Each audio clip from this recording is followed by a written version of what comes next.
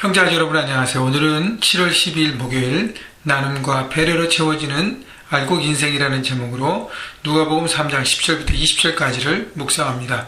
10절 무리가 물어 이르되 그러면 우리가 무엇을 하리이까.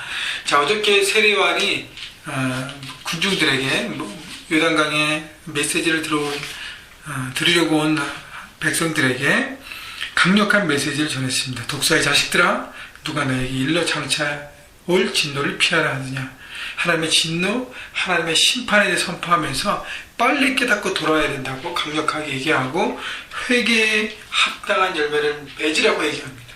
그냥 회개에 머물지 말고 마음을 돌이키고 그리고 그렇게 살으라고 얘기합니다. 그때에 사람들이 물어봅니다. 우리가 무엇을 하리이까?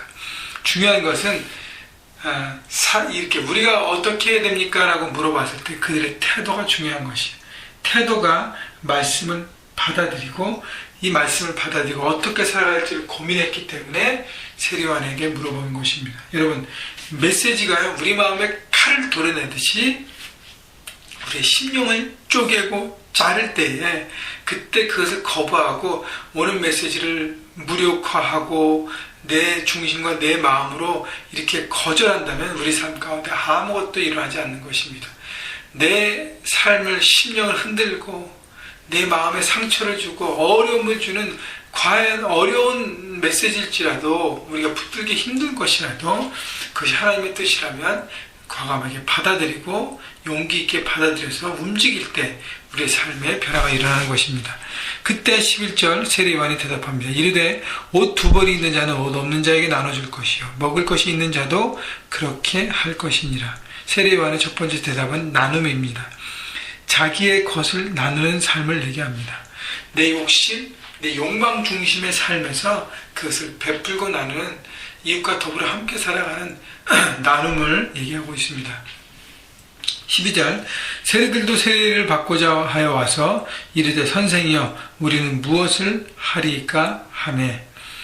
자, 세리도 세례요한은 받아줬습니다. 세리는 당시에 그 세금을 걷는 사람들인데 매국노라고 불려진 사람들입니다. 불의한 세금으로 백성들의 원망의 첫 번째 대상이에요. 근데 그들도 자신의 삶에 대한 하나님의 말씀을 듣고 어떻게 해요? 회개하고 돌이켜서 세례요한에게 다가온 것입니다. 그렇다고 우리가 어떻게 해야 되겠습니까? 13절 이르되 부과된 것 외에는 거두지 말라 하고 법을 철저하게 지키고 그 외 거짓된 불의와 부정축제를 자기 욕심을 채우는 일을 스탑하라는 것이죠. 여러분, 세리로서 불의하게 걷는 세금을 스탑한다는 것은 세리로서의 역할을 하지 않는다는 것입니다.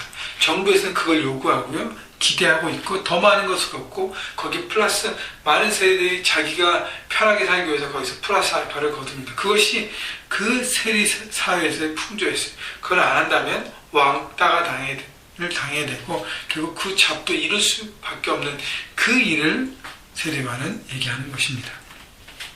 14절 군인들도 물어 이르되 우리는 무엇을 하리이까 하매 이르되 사람에게서 강탈하지 말며 거짓으로 고발하지 말고 받는 급료를 족한 줄 알라 하니라.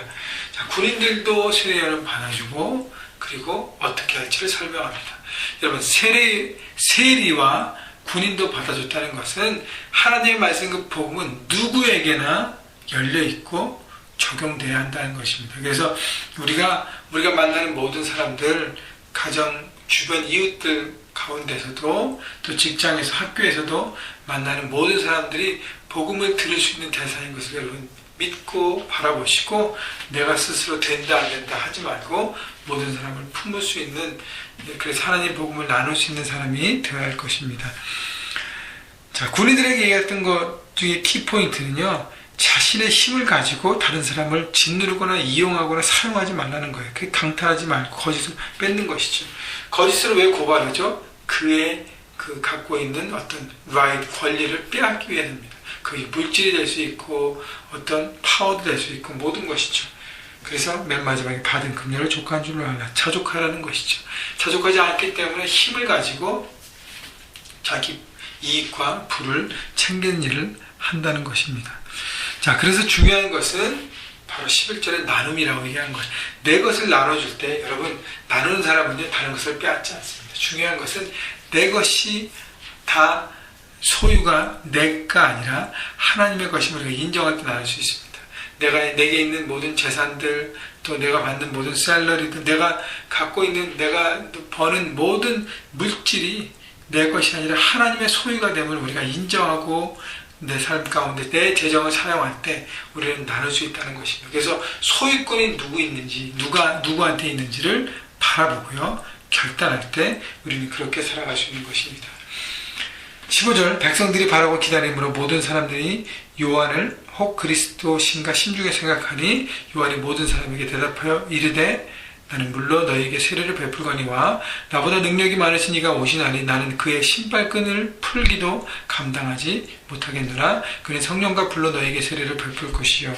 자, 사람들이 이제 400년의 영적인 어둠을 거쳐지고 세례 요한의 메시지를 통해서 이제 성령의 빛이 임하고 사람들 가운데 이렇게 마음에 우리가 기다리는 메시아가 바로 이분인가라는 짐작이 됐을 때 세례 요한이 그것을 간파하고 명확하게 얘기합니다.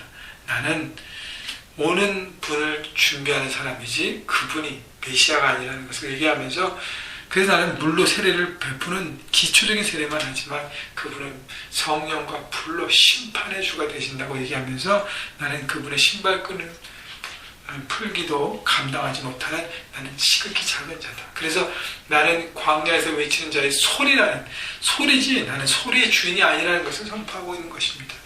여러분, 내 사명이 뭔지를 알고 정확히 살아가는 것이 바로 형통한 삶이고 행복한 삶인 것입니다.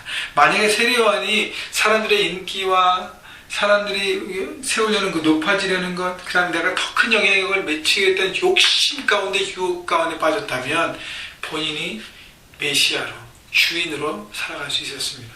근데 세례 요한은 그것을 거부한 것이죠. 왜냐하면 자기는 자기의 사명이 아니라 내게 사명을 주시는 그분 앞에 순종하는 것이 마땅하기 때문인 것입니다. 17절, 손에 키를 들고 자기의 타작마장을 정하게 하사 알곡은 모아 곳간에 들이고 쭉정이는 꺼지지 않는 불에 태우시리라. 그것이 바로 오시는 메시아, 심판의 주가 하실 일이라는 것입니다. 18절, 또 그 밖에 여러 가지로 권하여 백성에게 좋은 소식을 전하였으나 그 세례 요한 이것뿐 아니라 백성들이 들어야 될 하나님 나라의 메시지를 세례 요한은 전했습니다. 세례 요한은 강력한 메시지 전했지만 중요한 것은 진리의 소리들을 나는 것입니다. 19절, 분봉왕 헤롯은 그의 동생 아내 헤로디아의 일과 또 자기가 행한 모든 악한 일로 말미암아 요한에게 책망을 받고 그 위에 한 가지 악을 더하여 요한을 옥에 가두니라. 자, 10절의 무리들은 그 세례 요한의 강력한 메시지를 듣고 마음의 변화가 되어서 회개하고 마음을 돌이키고 그리고 어떻게 살아야 될지에 대한 세례 요한에게 그 말씀에 대한 바른 태도로 나왔습니다. 그래서 변화될 수 있는 길이 열린 거예요. 그러나 헤롯은 어떻게 했어요? 동생의 아내를 빼앗았습니다. 그래서 불의한 일을 저질렀어요. 그것에 대해서, 그 외에 또 악한 일에 대해서 세례 요한이 책망했어요. 여러분, 세례 요한은 용기 있는 선지자예요. 잘못된 부분에 대해서 그 지역의 모든 사람이 분봉왕 헤롯이 이르니까 쉬쉬하고 있을 때 세례 요한은 거기에 대해서 직접적으로 선포한 것입니다. 그것은 잘못되었다. 자, 이 말씀을 들었던 하나님의 메시지, 심판의 메시지를 들었던 헤롯은 어떻게 했어요? 자기의 힘을 사용해서 하나님 말씀을 거부했습니다. 하나님 말씀을 짓눌렀습니다. 결국 말씀을 짓누르고 거부하는 것은 말씀을 주신 하나님을 짓누르고 거부한 것입니다. 그래서 힘으로 요한을 옥에 가둡니다. 여러분, 이것이 바로 말씀에 대한 태도에 따라서 나오시는 결과입니다. 헤롯은 결국 어떻게 되죠? 결국은 아주 비참하게 죽음을 당합니다. 하나님을 모욕했던, 하나님의 말씀을 거절하고 자기 멋대로 하나님 위에 올라섰던 헤롯, 정말 비참하게 죽게 됩니다. 여러분, 그렇기 때문에 중요한 것은 말씀에 대한 우리의 태도예요. 처음에 되겠지만 말씀이 우리에게 들려질 때 힘들고 어려울지라도 여러분 믿음으로 받아들일 때 그것이 내 삶 가운데 치유의 역사가 되어서 여러분의 우리의 삶을 회복케 할 것입니다. 그래서 어떻게 해야 될까 고민했던 무리들처럼, 세리처럼, 군인들처럼 하나님 앞에 매일매일 우리가 말씀 묵상을 통해서 주님, 그럼 제가 어떻게 해야 됩니까? 주시는 말씀을 우리가 붙들면서 그렇게 고백하며 나아가십시다. 그때 정말 마지막 때 우리가 축종이 아니라 알곡으로 이렇게 골라지는 하나님 나라에 이렇게 입성하는 삶을 살게 될 것입니다. 여러분, 오늘도 그 말씀을 신중하게 경외하시고 말씀대로 합당한 열매를 여러분 삶의 현장에서 살아가시기를, 그래서 중요한 키워드인 나눔을 여러분 오늘도 실천하시고, 그래서 중보의 나눔, 그다음 실적인 물질적인 나눔, 사랑의 나눔, 여러 가지 형태로 여러분의 은사를 따라 여러분이 주신 것에 따라 다양하게 오늘도 한 가지씩 섬겨가시는 여러분 모두가 되시기를 주님의 이름으로 축원합니다.